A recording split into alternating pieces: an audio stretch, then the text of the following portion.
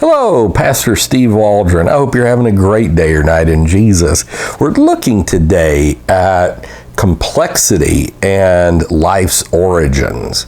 And we're going to show, is it feasible for non-living matter to become living matter like Frankenstein, monster?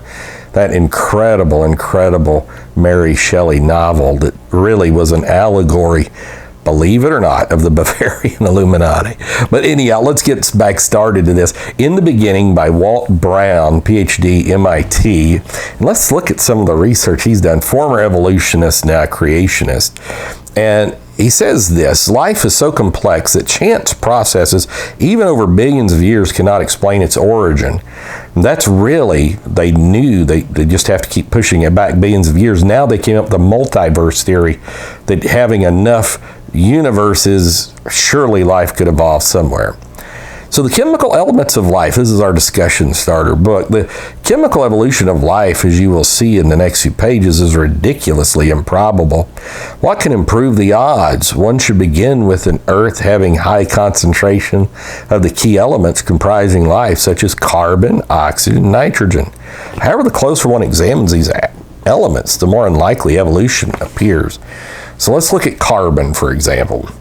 Rocks that supposedly preceded life have very little carbon. One must imagine a toxic, carbon-rich atmosphere to supply the needed carbon if life evolved. For comparison, today's atmosphere only holds 1/80,000th of the carbon that has been on the Earth's surface since the first fossils formed. Also, oxygen.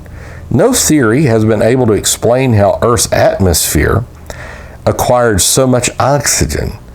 Too many processes should have been absorbed oxygen on an evolving Earth. Besides, if the early Earth had oxygen in its atmosphere, compounds called amino acids needed for life to evolve would have been destroyed by oxidation. And when Jonathan Wells, who's got a couple PhDs, goes into that in Icons of Evolution, it's this legit problem that you've got to have oxygen for them to continue living, but you can't have oxygen for them to begin living. And so there it is. If there had been no oxygen, there would have been no ozone, a form of oxygen. What is that, O3 or something? Doesn't sunlight form ozone? O2 to O3 in the upper atmosphere. Without ozone to shield the Earth, the sun's ultraviolet radiation would destroy life. The only known way for both ozone and life to be here is for both to come into existence simultaneously, in other words, by creation. And then when we look at nitrogen, clays and various rocks absorb nitrogen. Had millions of years passed before life evolved, the sediments that preceded life should be filled with nitrogen, but searches have never found such sediments. So basic chemistry does not support the evolution of life. But also proteins. Now, living matter is composed largely of proteins, which are long chains of amino acids. Mean old acid. Since 1930, it's been known that amino acids cannot link up if oxygen is present. That is, proteins could not have evolved from chance chemical reactions if the atmosphere contained oxygen.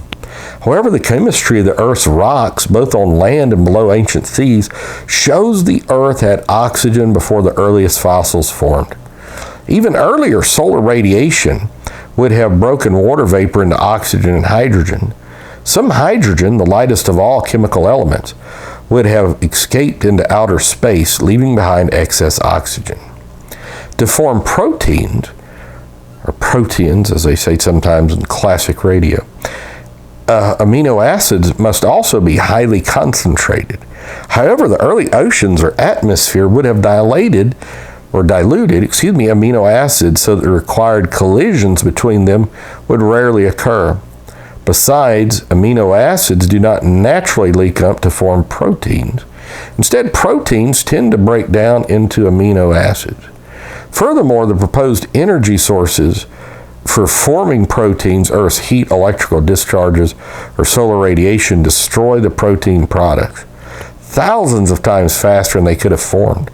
The many attempts to show how life might have arrived out on Earth have demonstrated the futility of that effort, like the Miller-Urey experiment, the immense complexity of even the simplest life, irreducible complexity, and the need for vast intelligence to precede life. And this is laws of information technology. So if you read Genesis 1, you're going to get the true creation story. It's the only thing that makes sense. So God bless you. We love you. Bye-bye.